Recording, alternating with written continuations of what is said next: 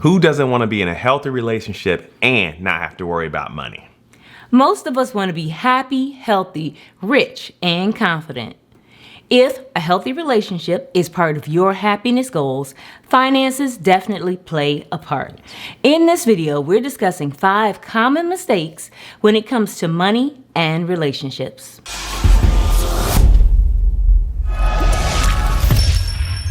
What's up, Legacy Builders? I'm Rob. I'm Reshawn, and this is Learn, Hustle, Grow. She's a stock trader. He's a realtor. And we are debt-free investors. If you've been following our story, then you know that at the end of 2018, we left our W-2 jobs, and in 2019, we traveled the world. We focused on debt paydown and long-term investing in both the stock market and real estate to achieve financial independence. Each week, we drop videos sharing our knowledge and experience on the topics of money, real estate, and investing. Every now and then, we share our travel experiences. Hey, while we're thinking about it, guys, please make sure you subscribe, like, and comment. We are following a YouTube algorithm, or they're following us, to determine whether or not this content is valuable. So thank you so much for continuing to support us. And big shout out to those of you who are commenting on a regular basis. Chanrika, Miss Vicky, R. Hamilton, we see you and we appreciate you. Now, if you are new to this channel, welcome. We hope that you will learn, hustle, and grow with us. Hey, we're gonna just start by saying, we know this video is not going to be popular with everybody. We met and married in our 30s. At the time, the average age for marriage combined was 27 years old. Today, the average age for marriage in the U.S. is 33 for women and 35 for men. Are you married? If so, how old were you when you got married? Comment below. People are delaying marriage for economic reasons. It's getting more and more expensive to live in the U.S. We all hear people saying that they are focused on education and careers.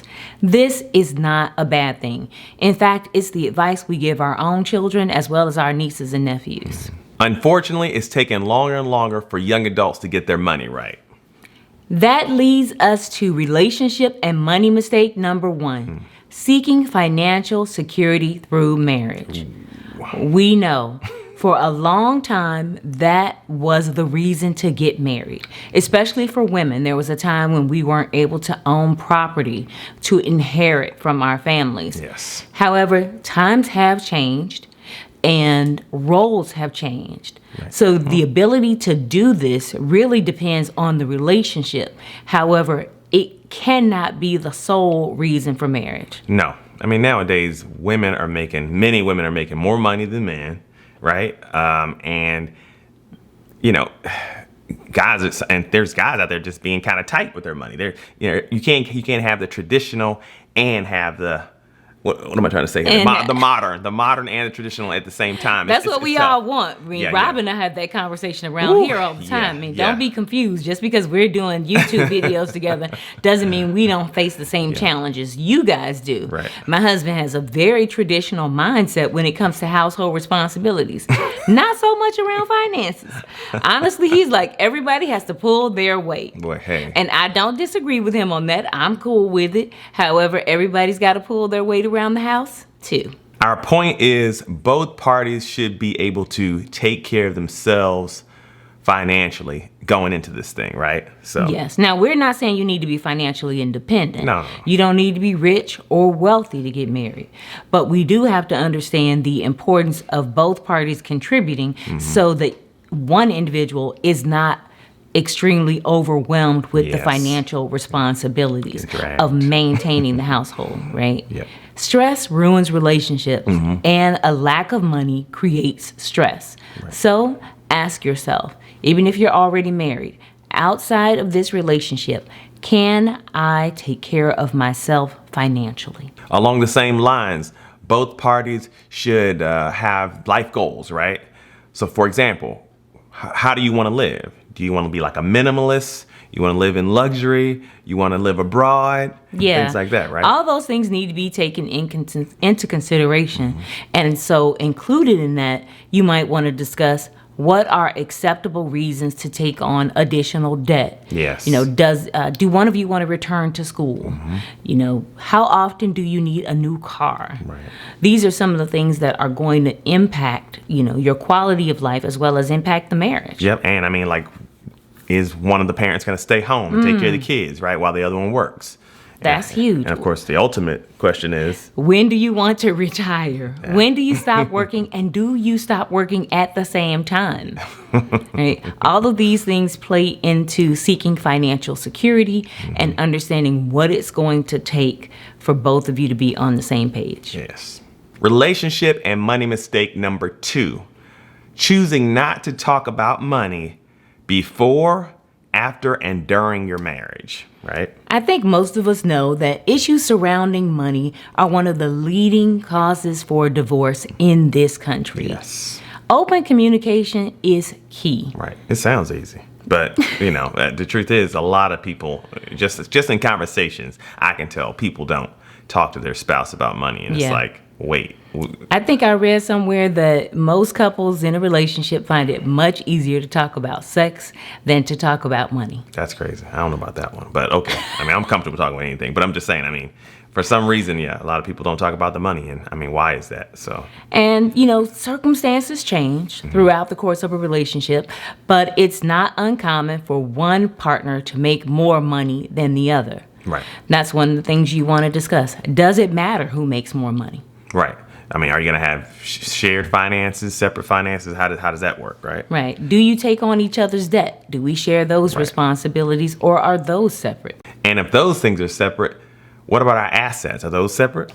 So are we then building wealth separately? Ugh.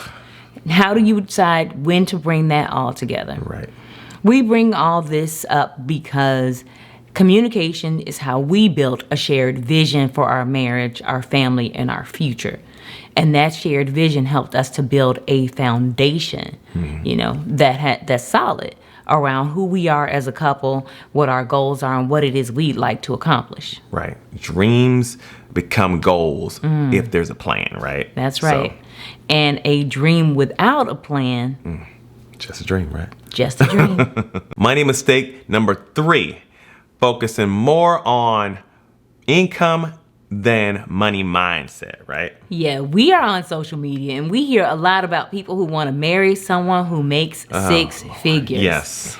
But it's not really the number that matters. No. You can marry somebody who makes $150,000 and they spend $200,000 a year. Or you can meet somebody who makes $100,000 and spend $50,000. Who would you rather be with, right? Right. Which one of those is going to work out best in the long run? Right. So we really have to take all those things into consideration because money mindset will really help you determine your path for the long term. Absolutely. Relationship and money mistake number 4. Choosing to take a back seat when it comes to money management. Ooh, yeah, this is huge. So, for example, not having access to the bills, not having any knowledge about the accounts, not, giving input on the big decisions. That's right. Often the person who makes the money can tend to be who makes the most money or who brings in all the money if one spouse stays at home, can tend to take on the idea or the attitude that they get to make all the decisions because they are the ones making the money. No. This is wrong. Yeah, everybody should have access to have knowledge of all this going on. Yes. So there's no surprises. I can't tell you how many times I've seen just the TV shows and stuff where the husband was a big corporate guy and then he goes broke and then the wife, he dies or something weird and he was in debt and then the wife. Or he takes on a younger wife. Oh, Lord. And the truth is, if you are not practicing financial literacy and money skills, you are losing those skills. Yep. And you got to have your own credit, too, right? Yes, That's absolutely. one we didn't mention. Having your own credit is essential to being able to take care of yourself in the unfortunate event that a relationship ends. They do. It happens. Yeah. We don't want to see people get divorced, but it's not always about what we want. Right. Okay, last but not least, y'all. Relationship and money mistake number 5, ignoring red flags and believing that they will change. Oh right? my goodness. This is the case across any relationship. Right. We've met so many people who thought, oh, they'll change once we get married. Man. That's not what happens. No. Marriage actually highlights and intensifies whatever problems you had. Right. So if your partner has a poor work ethic, Ooh. that's not going to change. Many of those. Once they're married, then the idea is that now they have someone to lean on Yes. who can step in and handle the work. Support them more, yeah. Yes. And I mean, it's nothing like a lazy guy, man. I'm gonna tell Ooh, you that. it's so unattractive. It's embarrassing to me. It's embarrassing when I see a guy. Lord, have mercy. Of course, I want to be out of the work game, but I'm gonna work to get there, and not just lay around and be like, "Hey, can I come stay at your house?" Because we got to keep love alive, and your girl just ain't feeling a man who ain't working. They say no money, no honey. That's right. Exactly, baby. You got it. Another thing you want to look at, if the person saves everything and Yes. never wants to spend any money, if they are an absolute miser. Now, we believe in being frugal. Yes. But there are things that you should agree are worth spending money on. Yes. If you've watched this channel long enough, you know that we're both on the same page when it comes to spending money on travel. Yeah, we're unlimited, baby. I wouldn't say unlimited. But you get the gist. If that person saves every dime and never wants to spend anything, that can be stressful on a relationship too. Yeah, you'd be dead before you, spend anything, huh? Yeah. That would suck. Right. Same token, if you are with somebody who wants to spend it all, all till you fall. Oh yeah, you It's definitely very hard for people to change. Yep, ain't gonna work if you spend it all.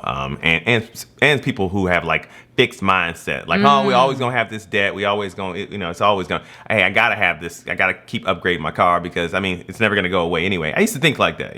Y'all probably know that. I mean, I don't think I was that bad. I just needed a little bit of help to change because I just felt like that's all I saw, right? Right. And the truth is, he always had a growth mindset because he was open to learning something new. I just hadn't seen any different, right? Yeah. But So if you are talking to your partner or you're in a relationship and you talk about change and the person's always negative around the idea of doing anything different, that's a red flag. run. So we have given you 5 key mistakes we think that people are making in relationships when it comes to money. Yes. We would love to hear from you. Comment below. What did we leave out? Which one of these mistakes is the biggest one for you? Yeah. And what have you learned from being in a relationship when it comes to money? What's the number one you're looking out for, by the Yeah. way? I would love to hear that one. Absolutely. See you in the next video.